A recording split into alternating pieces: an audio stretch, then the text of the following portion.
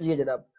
हाँ जी, हम अभी स्टार्ट करें ऑर्डर 2 जो कि फ्रेमिंग ऑफ सूट के मुतल्लिक है कि ये जो हम सूट है वो किस तरह से फ्रेम करेंगे, यानी कि जो हमने सूट फाइल करना है उसमें क्या क्या चीजें होंगी, किस तरह हम लेकर उसको चलेंगे। तो इसका रूल 1 कहता है frame of suit, every suit shall as far as practicable be frame so as to afford ground for final decision upon the subject in dispute and to prevent further litigation concerning them. तो कोई भी जो suit हम file करेंगे हमने कोशिश करना है कि उसमें हम अपनी बात को कंसाइज करें कि ताकि वो हमारा मामला उस प्लेट तक खत्म हो जाए, ना कि वो एक मुकदमा नए मुकदमों को जन्म दे। जैसे मेरे बड़े भाई साहब हमेशा ये कहते हैं कि जो मुकदमे होते हैं ना वो बच्चे देते हैं, कि जब कोई एक मुकदमा फाइल कर दिया जाता है तो उसके बाद फिर मुकदमों की क्या होती है लैन, यार ये भी मुकदमा करो, ये भी करो, ऐसे भी करो, तो मुकदमे वैसे बच्चे देते हैं। बट आपका ऑर्डर 2 रूल 1 ये कहता है कि फ्रेमिंग ऑफ सूट को इस तरीके से करना है कि मामला या जो डिस्प्यूट है वो खत्म किया जाए, ना कि उस मुकदमे के बाद कोई फर्दर डिस्प्यूट जन्म ले ले और बात आगे बढ़ती जाए और एक एंडलेस जो लिटिगेशन है उसका प्रोसेस स्टार्ट हो जाए। और दूसरा, suit to include the whole claim, ये हम कई बार डिस्कस कर चुके हैं, यहाँ पर ये चीज इंपॉर्टेंट है that every suit shall include the whole claim. मतलब अगर आप लोग एक मुकदमा फाइल कर रहे हैं, किस चीज का मुकदमा फाइल कर रहे हैं, अगर आपने पोजेशन का मुकदमा फाइल किया है और उसके साथ आपको मेजर प्रॉफिट चाहिए या मेंस प्रॉफिट जिसको कहते हैं वो चाहिए, तो आप उसी के साथ लिखें। आप ये नहीं करेंगे कि चलो एक रिलीफ में अभी ले लेता हूँ, एक बाद में, एक बाद में, एक बाद में, हरगिज नहीं। तो अगर आप कोई इस तरह का रिलीफ जो आप कहीं पर ले सकते थे उसके साथ, और अगर आप नहीं करते तो हम पहले भी डिस्कस कर चुके हैं, तो आपको ऐसे रिलीफ के ऊपर फ्रेश सूट क्या हो जाएगा, बार हो जाएगा, क्योंकि ये आप ले सकते थे। तो यहाँ पर क्या कहता है, every suit shall include the whole of the claim which the plaintiff is entitled to make in respect of the cause of action, but a plaintiff may relinquish any portion of his claim in order to bring the suit within the jurisdiction of any court। अब यहाँ पर उसने क्या कर दिया, एक बंदा है वो जो रिलीफ क्लेम कर रहा था, अभी जैसे सिविल कोर्ट जो सिविल जज ग्रेड 3 है उसकी अभी जो करंटली जो पंजाब के अगर मैं हिसाब से बताऊं तो 1 मिलियन रुपीज उसकी जो है पिक्यूनरी जुरिस्डिक्शन है। 10 लाख तक का मुकदमा आपका कौन सुन सकता है, सिविल जज ग्रेड 3 सुन सकता है। बट मैंने क्या किया, मैंने जब रिलीफ क्लेम किया तो वो रिलीफ एक्सीड कर गया 10 लाख से। तो मैं चाहता हूँ कि नहीं यार, मेरा मुकदमा तो किधर चलना चाहिए, सिविल कोर्ट में चलना चाहिए, तो उसी सिविल जज ग्रेड 3 के पास चलना चाहिए। तो ऑर्डर 2 उसका रूल 1 मुझे ये परमिट कर रहा है कि मैं उसका पार्ट, लेकिन एक बात ध्यान में रख ले, अगर मैंने क्लेम रिलिंक्विश कर दिया, और रिलिंक्विश करना आपका हक है, लेकिन अगर छुपाया, किस लिए छुपाया, कि ताकि मैं कोर्ट फीस बचाऊं, तो फिर आप रिजेक्शन में चले जाएंगे, वो बाद में डिस्कस करेंगे। अभी क्या है कि अगर कोई शख्स अपना कोई क्लेम रिलिंक्विश कर देता है, छोड़ देता, तो छोड़ सकता है, बट एक बात फिर जहन में रख ले कि जब कोई शख्स अपना क्लेम अबेंडन करता है या उसका पार्ट अबेंडन करता है, तर्क करता है, छोड़ देता है, तो ऐसे मामले में फ्रेश सूट क्या हो जाता है, बार्ड हो जाता है। अब ये वो चीजें हैं जो हमने इकट्ठी कहां पर करनी है, bar upon the jurisdiction of the court है। तो एक कोर्ट विच इज अदरवाइज जो है वो कम्पिटेंट है, बट वो मुकदमा एंटरटेन नहीं कर सकता ड्यू टू सच बार्स। तो ये जो आपका बार लगाया है, ये किसने लगा दिया है, आपका ऑर्डर 2 रूल 2, उसने एक बार लगा दिया upon the jurisdiction of the court, कि जब कोई बंदा अपना जो क्लेम है उसको रिलिंक्विश कर देगा ना, इन सच अ केस वो उसके ऊपर फ्रेश सूट नहीं ला सकता। अब वो फ्रेश सूट नहीं लाएगा, और relinquishment of part of claim where a plaintiff omits to sue in respect of intentionally relinquish any portion of his claim, he shall not afterward sue in respect of the portion so omitted or linked। तो अगर कोई बंदा खुद से कोई portion छोड़ देता है या ओमिट करता है तो उसके ऊपर फ्रेश सूट क्या हो जाएगा, बार लग जाएगा। ये बार हम कहां पर पढ़ते हैं, इधर भी पढ़ते हैं, और ये हम जाकर पढ़ते हैं कि when suit is barred by any law, कहां पर लिखा हुआ है, ये आपका order 7 rule 11 rejection of the प्लेट, सर। उसके अंदर चौथी ऑप्शन है कि when suit is barred by any law। तो इस मामले में सूट आपका क्या हो जाएगा, barred by any law हो जाएगा। फिर उसके बाद omission to sue for one of several relief, अगर हम कोई सेवरल रिलीफ में से एक आध ओमिट करते हैं खुद अपनी मर्जी से, तो उसके ऊपर फर्दर वो नहीं कर सकते। उसके बाद है jointer of cause of the action, तो सेव एज अदरवाइज प्रोवाइडेड, ये मैंने आपको लेटिन मैक्सिम का एक लेक्चर दिया, वो गौर से सुन लीजिए, आपको आसान हो जाएगा। सेव एज अदरवाइज प्रोवाइडेड मतलब ये जो आपका रूल है ना, इसकी अहमियत नीचे है। वो कहता है कि अगर कहीं और कोई बात लिखी हुई है तो उसके ऊपर चले जाओ। ये दो अपोजिट चीजें हैं। अगर किसी सेक्शन के शुरू में लिखा होता है ना नॉट विद स्टैंडिंग, तो जब नॉट विद स्टैंडिंग के साथ आया तो मतलब ये section it has overriding effect. ये बाकी तमाम प्रोविजन के ऊपर बैठा हुआ है, इसको मानना है और बाकी को नहीं मानना। बट अगर कोई सेक्शन स्टार्ट होता है सेम एज अदरवाइज प्रोवाइडेड, कि भाई अगर कहीं और कुछ लिखा हुआ तो उसको फॉलो कर लो, अगर नहीं लिखा हुआ तो फिर क्या है, same as otherwise provided, a plaintiff may unite in the same suit several cause of actions against the same defendant। अगर एक ही डिफेंडेंट है उसके खिलाफ क्या है, आपके डिफरेंट काज ऑफ एक्शन है। मेरा एक बंदे के साथ एग्रीमेंट होता है, कौन सामने बैठा है, आसिफ है, आसिफ के साथ मेरा एग्रीमेंट होता है, किस चीज का एग्रीमेंट होता है, गाड़ी का अलग हुआ, घर का अलग हुआ, डिफरेंट एग्रीमेंट्स थे, काज ऑफ एक्शन अलग अलग है। बट अगर मैं डिफेंडेंट सेम है तो इसके मुताबिक आर्डर 2 रूल 3 के मुताबिक मैं एक मुकदमे में सारे relief locker joiner of the cause of action कर सकता हूँ। तो जितने काज ऑफ एक्शन थे उसको मैं क्या कर सकता हूँ, उन सबको मैं ज्वाइन कर सकता हूँ, किसके मुताबिक,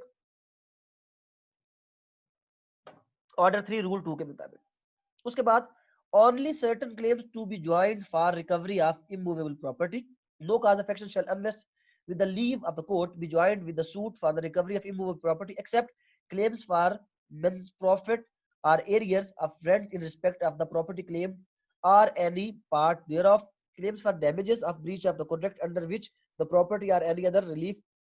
thereof is any other part thereof is held and claim in which the relief sought। अब वो कहता है कि अगर इमूवेबल प्रॉपर्टी का मामला है ना, तो आप सिर्फ वो काज ऑफ एक्शन एक मुकदमे में लेकर आ सकते हैं, ज्वाइन कर सकते हैं, जो उसी प्रॉपर्टी के कॉन्ट्रैक्ट के रिलेटेड हो, उसके टर्म्स एंड कंडीशन के रिलेटेड हो, जो उसी प्रॉपर्टी के मेंस प्रॉफिट के रिलेटेड हो, जो उसी प्रॉपर्टी के डैमेजेस या कोई और चीज लेकर उसी प्रॉपर्टी के मुतल्लिक अगर है, तो उस सूरत में आप उन रिलीफ को ज्वाइन कर सकते हैं, अदरवाइज आप ज्वाइन नहीं कर सकते। उसके बाद क्या है जी, claim by or against executor administrator or heir, no claim be or against an executor administrator are here as such shall be joined with claims by or against him personally unless the last mentioned claim are alleged to arise with reference to the estate in respect of which the plaintiff or the defendant sues or is sued as executor administrator on here। अब वो क्या कह रहा है, कहता है कि यार अगर कोई किसी का बच्चा है, बेटा है और बाप है, सिंपल समझा दे तो बेटा और बाप है, तो बेटे और बाप को आप एक मुकदमे में इस वजह से इकट्ठा नहीं कर सकते कि वो बेटा और बाप है। हाँ, इसलिए कर सकते हैं कि अगर वो बाप अपनी उसी जमीन के हवाले से बेटे को कोई अथॉरिटी दे देता है, कोई पावर ऑफ अटॉर्नी दे देता है, या बेटा उसका लीगल रिप्रेजेंटेटिव बन जाता है मरने के बाद, इस सूरत में बाप और बेटे को आप सेम उस मुकदमे में ला सकते हैं। अदरवाइज आप ये एग्जीक्यूटर और जो एडमिनिस्ट्रेटर है उनको सेम मुकदमों में आप इकट्ठा नहीं कर सकते। उनके जो अगर उनके खिलाफ आपको कोई डिस्प्यूट्स है तो वो आप उसको सेम डिफेंडेंट में लेकर नहीं जाएंगे, वो अलग अलग डिफेंडेंट है तो अलग अलग आप उसको क्या करेंगे, सू करेंगे। Power of court to order separate trial where it appears to the court that any cause of action joined in one suit cannot be conveniently tried or disposed of together, the court may order separate trials or make such orders as may be expedient। तो अगर court को कहीं पर लगता है कि यार ये जो हमने काज ऑफ एक्शन ज्वाइन कर दिया ना, इससे मुकदमा बहुत लेंथी हो जाएगा, इसके ऊपर फेटल इफेक्ट्स पड़ जाएंगे और ये इसका कोई हल नहीं निकलेगा, तो लिहाजा बेहतर है कि इसके लिए सेपरेट सेपरेट ट्रायल ऑर्डर किया जाए। तो court has right, court has authority, court has discretion कि वो क्या कर सकता है कि सेपरेट ट्रायल का ऑर्डर कर सकता है। आपने मुकदमा फाइल के कोर्ट कहता कि नहीं यार ये तो एक काज ऑफ एक्शन नहीं बनता ना, आप इसको क्या करो, इसको अलग अलग आप क्या करो, डिफरेंट ट्रायल्स आप लेकर आओ, डिफरेंट मुकदमे लेकर आओ जो आपने फाइल करने हैं। और 6A की हम दरखास्त देते हैं consolidation of the suits, where two or more suits are proceeding of the same nature requiring determination of similar issues between the same parties are pending in relation to the same subject matter, the court may, if consider it expedient for avoiding multiplicity of litigation or conflict in judgments, direct the consolidation of such suits proceedings on trial, whereupon all such suits or proceedings shall be decided on the basis of the consolidated trial। अब हुआ क्या है, अब parties है दो, उनके दरमियान different मुकदमे चल रहे हैं और विद इन अगर हम बात करें कि मुकदमे कहां पर चल रहे हैं, ये मुकदमे चल रहे हैं उसी सेम डिस्ट्रिक्ट के अंडर दो डिफरेंट सिविल कोर्ट्स के अंदर, तो हम डिस्ट्रिक्ट कोर्ट को एक दरखास्त देते हैं for the consolidation of the suits कि जनाब ये सेम पार्टीज है और हमारा जो काज ऑफ एक्शन है वो भी ऑलमोस्ट सेम है, तो लिहाजा ये जो मुकदमे है इसको क्या करते, मतलब एक सेम मामला है, उसके ऊपर प्लेंटिफ ने भी मुकदमा फाइल किया हुआ है और उसी के ऊपर डिफेंडेंट ने भी मुकदमा फाइल किया हुआ है, और थोड़ा बहुत उसमें ऐसा स्लाइट डिफरेंस है कि वहां पर रेस्ट सब जुडिस भी नहीं लग रहा। अगर रेस्ट सब जुडिस लगता तो फिर तो बाद वाला मुकदमा ऑटोमेटिकली क्या हो जाता, वो तो स्टे हो जाता, लेकिन रेस्ट सब जुडिस की जो कंडीशंस है वो पूरी नहीं हो रही। तो उस सूरत में क्या किया जाएगा, उस सूरत में कोर्ट अगर खुद चाहे तब भी, और on the application of the aggrieved person court क्या करेगा, कंसोलिडेट कर देगा, यकजा कर देगा कि जी इन मुकदमों को इकट्ठा सुना जाए और उस मुकदमे के खिलाफ फिर क्या हो जाएगी, एक इकट्ठी ही जजमेंट आ जाएगी, कंसोलिडेटेड डिक्री आ जाएगी, कंसोलिडेटेड जजमेंट आ जाएगी। और objection as to misjoinder क्या है जनाब, सॉरी इसमें एक चीज मिस हो गई है, ठहर से ऑर्डर सही ठीक है। Objection as to misjoinder क्या है कि all objection on the ground of the misjoinder of the cause of action shall be taken on the earliest opportunity and in all cases where issues are settled at or before such settlement unless the ground। तो objection जितने भी है ना, हमने जितने जितने objection पढ़े हैं, चाहे वो ऑब्जेक्शन हमने पढ़ा जनाब जुरिस्डिक्शन का, चाहे वो ऑब्जेक्शन हमने पढ़ा जॉइंडर ऑफ द पार्टीज का, चाहे वो ऑब्जेक्शन हमने पढ़ा joinder of the cause of action का, तो ऑब्जेक्शंस जो होते हैं वो अर्लीस्ट अपॉर्चुनिटी पर हमेशा रेज किए जाते हैं ताकि ये लोग कोर्ट एंड तक पहुंचे और आप वहां पर ऑब्जेक्शन रेज करें, कोर्ट को दोबारा मामले को रिकंसिडर करना पड़ जाए। तो लिहाजा कोर्ट कहता है कि भाई जो ऑब्जेक्शन वगैरह आपने रेज करने होते हैं ना, वो अर्लीस्ट अपॉर्चुनिटी पर कर लिया करें, इसको लेटर स्टेजेस पर लेकर मत जाया करें। और इसके अंदर एनडब्ल्यूएफपी एंड लाहौर अमेंडमेंट आ गई, added the following as rule after rule 8 जनाब क्या हो गया, where an objection duly taken has been allowed by the court the plaintiff shall be permitted to select the cause of action with which he will proceed and shall, with the time to be fixed by the court, amend the plaint by striking the remaining cause of action। तो अगर objection को raise हो जाता है तो उस सूरत में court plaintiff से पूछेगा भाई साहब तुमने कौन सी बात आगे चलानी है और किस बात को निकाल कर साइड पर करना है जिसके लिए तुमने बाद में फ्रेश सूट फाइल कर लेना है। तो वहां पर वो जिस कॉज ऑफ एक्शन को चलाना चाहेगा वो कॉज ऑफ एक्शन आगे चलेगा और जो cause of action strike out करवाना चाहेगा तो उसको क्या किया जाएगा, वो करेगा amend the plate. Amending of the plate क्या होता है, ऑर्डर 7 रूल किसके तहत, 16-17 अमेंडमेंट ऑफ प्लेट कौन बता, 17 सर, 17 17 16 क्या है, 16 क्या है, रूल 16 क्या है, 16 सर, 16 सर वो स्ट्राइक आउट स्ट्रक स्ट्रक है सर। 16 और 17 में फर्क क्या है, 16 और 17 17 में ये है कि सर हम कोई न्यू अमेंडमेंट करें तो वो है, और कोई शे खत्म करें तो स्ट्रक में हो जाएगा, या कोई ऐड करना चाहे तो सर वो कोर्ट 16 में। वो स्ट्राइक आउट सर पार्टी खुद एप्लीकेशन देगी, अमेंडमेंट कोर्ट और पार्टी दोनों कर सकते। किसी भी बंदे ना, किसी भी, मैं भी क्या लफ्ज यूज करूं, आप लोगों में से कोई एक सिंगल पर्सन जिसने मेरा जो इसके ऊपर पड़ा हुआ है ऑर्डर 6 के ऊपर और ऑर्डर 7 के ऊपर मेरे एक डिटेल्ड लेक्चर पढ़े हुए, किसने पढ़े? और ये 6 है, 6 16 6 17 है, प्लेट का नहीं है ये, 6 16 6 17 है, अमेंडमेंट इन प्लीडिंग है। 6 16 6 17 अगर टाइम मिल जाए ना तो एक लेक्चर पढ़ा हुआ है उसके लीगल ड्राफ्टिंग वाले उस पोर्शन के अंदर भी पढ़ा होगा कि ऑर्डर 6 उसका एक डिटेल्ड व्यू है, उसके अंदर सारे उसके रूल डिफाइन किए गए। तो 6 16 और 6 17 में ये फर्क है, हम हमेशा 6 17 की दरखास्त देते हैं इन प्रैक्टिस। 6 17 ये होता है कि अगर कोई पार्टी अपनी प्लीडिंग को अमेंड करना चाहती है वो 6 17 में करती है, जनाब मेरी प्लीडिंग है और मैं उसको अमेंड करना चाहता हूँ तो 6 17 की दरखास्त। बट अगर कोई पार्टी किसी अपोजिट पार्टी की प्लीडिंग में से कोई चीज स्ट्राइक आउट करवाना चाहती है, कोई चीज अमेंड करवाना चाहती है, कोई चीज निकलवाना चाहती है, तो उस सूरत के अंदर 6 16 जो आपका स्कैंडलस मटेरियल होता है। तो मैं तो हमेशा जब मुकदमा स्टार्ट करता हूँ मैं यहाँ से स्टार्ट करता हूँ कि अगर कोई अपोजिट से खुला का मुकदमा होता है तो कॉमन प्रैक्टिस है कि औरत क्या करती है उसमें लिखती है कि जी ये जवारी है, ये शराबी है, ये बुरी औरतों के साथ ताल्लुकात है, मुझे खुला चाहिए। तो मैं उसका जवाब दवा बाद में दाखिल करता हूँ, पहले मैं 6 16 लगाता हूँ कि बीबी तूने किस खाते के अंदर मुझे जो है ना जुआरी शराबी और ये सारा कुछ बना दिया है, पहले ये 6 16 में स्कैंडलस मटेरियल निकालोगी तो मैं आगे चलूंगा, और अगर वो नहीं निकालती तो मैं अगला काम करता हूँ। वो क्या होता है, मैं डेफामेशन ऑर्डिनेंस 2002 उसके तहत उसको एक पहले नोटिस देता हूँ कि भाई तूने मेरी डेफामेशन की है, और ये वो डेफामेशन है जो ऑलरेडी प्रूव्ड है।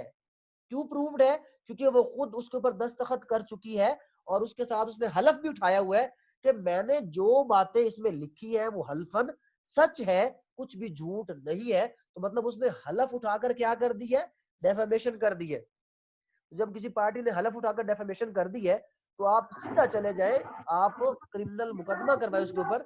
ये माइक काइंडली म्यूट कर ले यार।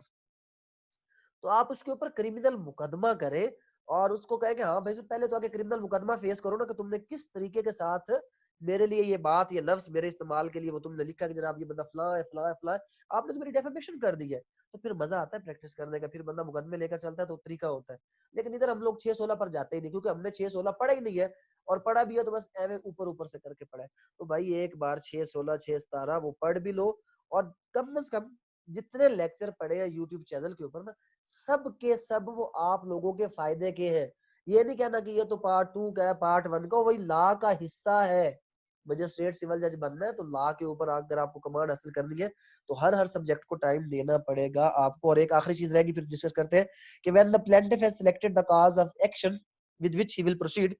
the court shall pass an order giving him time within which to submit amended plaint for the remaining cause of action and for making of the court fees that may be necessary. Shall should the plaintiff not comply with the court's order, the court shall proceed as provided in Rule 18 of Order 6 and as required by the provision of this Court Fee Act. तो यहाँ पर क्या हो गया कि जब कोई शख्स, उसको कोर्ट कहते हैं कि नहीं जनाब तुम ये काज ऑफ एक्शन तुमने जो है ना वो रॉन्ग ज्वाइंट किया है, इसको तुम खत्म करो, निकालो, और जब वो निकाल देता तो उसको टाइम दिया जाता है कि अमेंडेड प्लेट फाइल करो। तो जब वो अमेंडेड प्लेट अगर फाइल नहीं करता तो उस सूरत में क्या किया जा सकता है, उसका मुकदमा डिसमिस भी किया जा सकता है। तो वो आगे चल के हम पढ़ेंगे 618 के अंदर जाके पढ़ेंगे। जब मैं 618 कहता हूँ, 617 कहता हूँ, 616 कहता हूँ, तो आप लोगों को ये पता होना चाहिए कि 616 का मतलब ऑर्डर 6 रूल 16, 617 का मतलब ऑर्डर 6 रूल 17। हम प्रैक्टिस में 110 कहते हैं, 110 ऑर्डर 1 रूल 10 कहते हैं। तो एक सीक्वेंस 711 लगाया जी, 710 लगाया, तो बंदा नया नया कहता है ये 710 क्या लगा दिया, तो ऑर्डर 7 रूल 10 ये आप लगा देते, return of the plate 711 order क्या है जनाब, ऑर्डर उसके में अंदर 7 और रूल 11। और अगर मैं आपको इनकी बातें करूँ ना कि ये किस तरह समझ आते हैं, तो यहाँ से आपको समझ आएगा। इधर से अगर वो नजर आ रहा हो ना, वो जो ऊपर वाली एक लाइन है ना, उसमें 711 के ऊपर खाली 3800 सफे की किताब है। 3800 सफे की किताब सिर्फ किसके ऊपर है, 711 है। अगर हम इसको कहते हैं ना लॉ को थारोली पढ़ना है, तो 711 के ऊपर 3800 सफे की किताब है, जिसके बाद आपको पता चलेगा अच्छा 711 ये था। ये है लॉ की स्टडी अगर करनी है। हम क्या कर रहे हैं, हम अभी भी जान छुड़वा रहे हैं। और मंसूर साहब कहेंगे कि सर आज आपने 2 ऑर्डर पढ़ाया ना तो जुल्म कर दिया, ज्यादती कर दी, थोड़ा पढ़ाया, कम से कम 20 ऑर्डर तो एक दिन में हो जाने चाहिए थे। अल्लाह खैर करेगा, कभी हमारी रफ्तार 20 ऑर्डर तक पहुंच जाएगी। जल्दी जल्दी मैं भी ऑर्डर आपको जो 3 है वो भी क्लियर कर देता हूँ, क्योंकि टाइम हमारा वो होता पूरा पूरा। हमने आज ऑर्डर 3 करने थे। Recognise agent and the pleader, किसकी बात है, या वकीलों की बात हो रही है कि जब भी कोई मुकदमा करना है ना तो रिकॉग्नाइज एजेंट रख ले, प्लीडर रख ले, वकील शकील रख ले, तो ये गौर से सुन ले, वकील के बगैर मुकदमा नहीं करना। Appearances etcetera may be in person by recognise agent or by pleader, तो सिविल मुकदमों में इन पर्सन भी पेश हुआ जा सकता है, जिसको कहते हैं असालतन, या वकालतन थ्रू आप रिकॉग्नाइज्ड एजेंट जो वकील होते हैं उसके जरिए पेश हो सकते हैं। Any appearance application or act in any court required are authorized by law to be made are done by a party in such court may except where otherwise expressly provided by any law for the time being in force be made are done by the party in person or by his recognized agent or by a pleader appearing, applying or acting as the case may be on his behalf, provided that any such appearance shall if the court so directs be made by the party in person। मतलब यहाँ पर ये है कि option दे दी, कोई शख्स खुद भी आ सकता है, अपना रिप्रेजेंटेटिव पावर ऑफ अटॉर्नी भी भेज सकता है और वकील भी रख सकता है। बट अगर कोर्ट कहीं पर ऑर्डर कर दे कि नहीं जनाब उस बंदे को इन पर्सन बुलाओ, तो कोर्ट के पास इख्तियार है कि वो ऑर्डर 3 रूल 1 में किसी को इन पर्सन बुला सकता है कि भाई साहब आप आ जाओ। रिकॉग्नाइज्ड एजेंट कौन होते हैं, the recognised agent of party by whom such appearance application and act may be made or done are, कौन कौन है जनाब, person holding power of attorneys. तो जो आपके पावर ऑफ अटॉर्नीज होंगे वो सारे के सारे रिकॉग्नाइज्ड एजेंट होंगे। और उसके बाद पर्सन कैरिंग ऑन ट्रेड और business for and the name of the parties non resident within the local limits of the jurisdiction of the court within which limits the appearance application or act। तो क्या है कि जनाब अगर आपके several offices है, जैसे अगर मैं कहता हूँ कि मेरा कॉलेज है, इसकी एक ब्रांच कहाँ पर है, वो कोयटा के अंदर है, एक लोरालाई के अंदर है, एक जोब के अंदर है, डिफरेंट जो है वो कोयटा के बलूचिस्तान के इलाकों में है। तो अगर मैं खुद, मुकदमा तो मेरे खिलाफ है कि मैं इनका चीफ एग्जीक्यूटिव मैं हूँ, बट अगर मैं किसी अपने उस एजेंट को कहूँ कि यार तुम जाकर उस जगह पर पेश हो जाओ, तो वो पेश हो सकता है। Service of process on recognised agent, process service on the recognized agent of a party shall be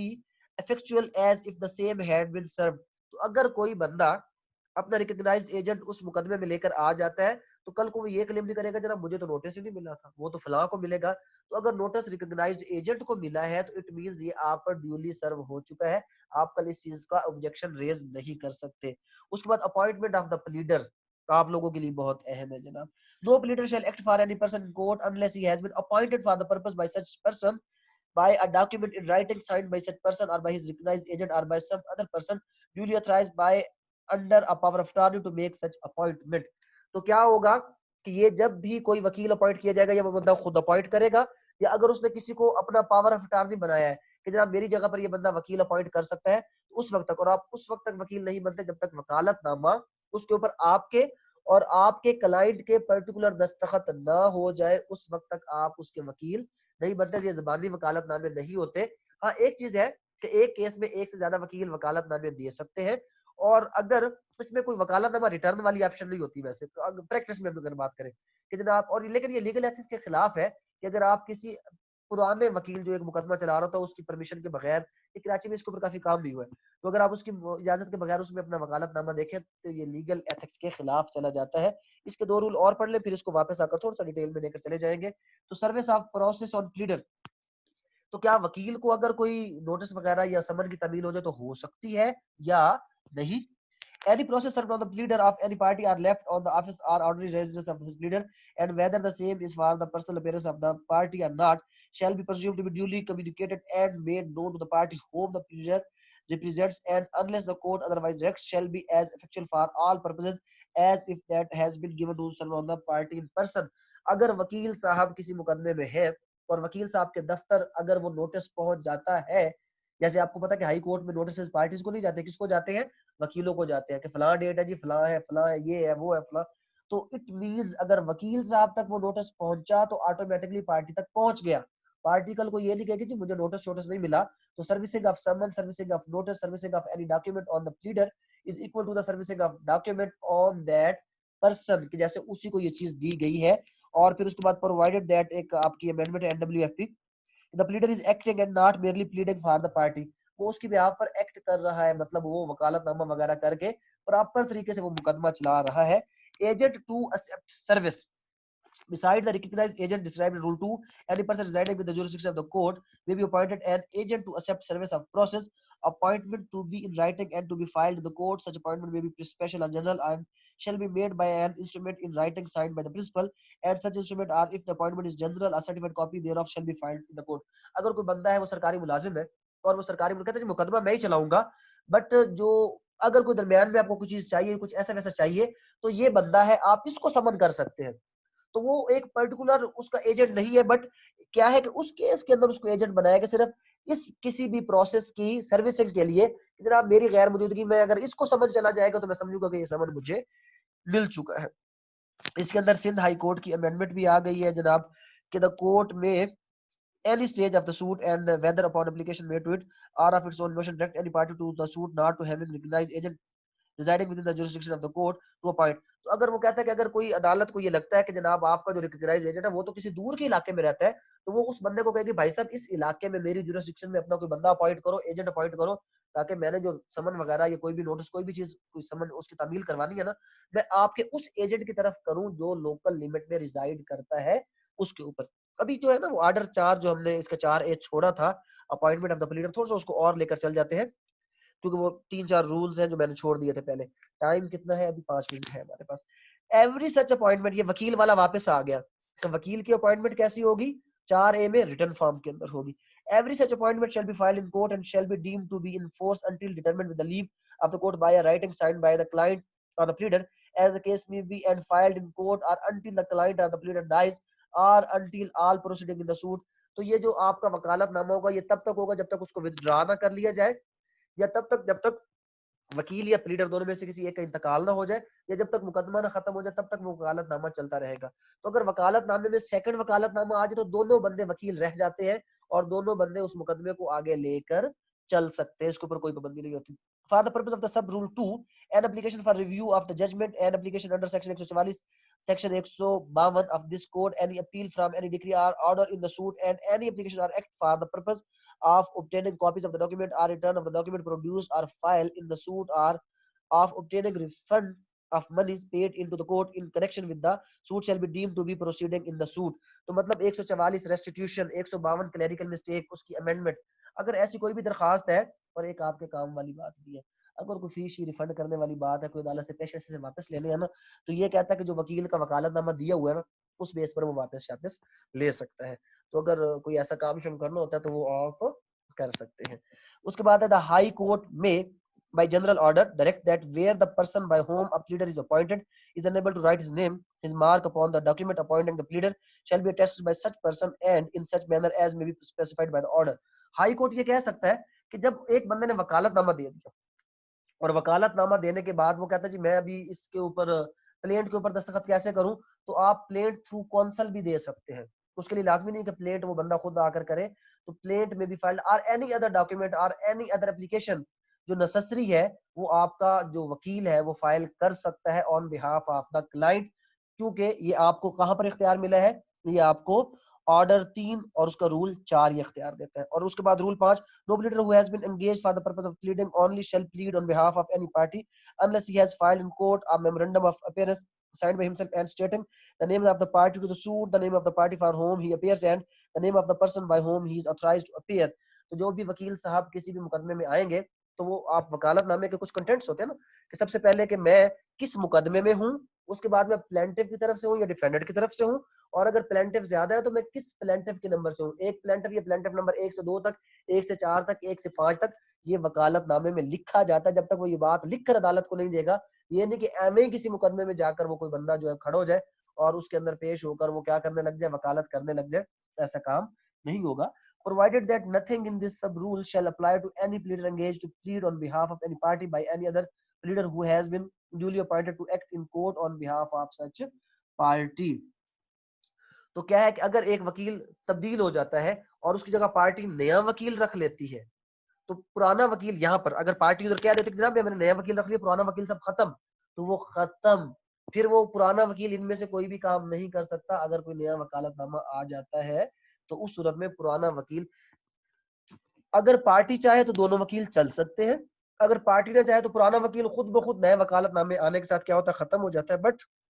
actually वकील को चाहिए कि जब भी वो कोई ऐसा मुकदमा ले जो किसी और वकील के पास पहले चल रहा हो, उससे परमिशन ले, ये लीगल एथिक्स ये कहती है। लेकिन मैं जब भी लीगल एथिक्स पढ़ाता हूं, मैं उसके शुरू में एक फिक्रा कहता हूं। लीगल एथिक्स में वो सारी बातें आती हैं, वो सारे इखलाकी तकाजे आते हैं जो आपको वकील कभी भी फुलफिल करते हुए नजर नहीं आते। तो वो सारे काम जो वकील नहीं करते वो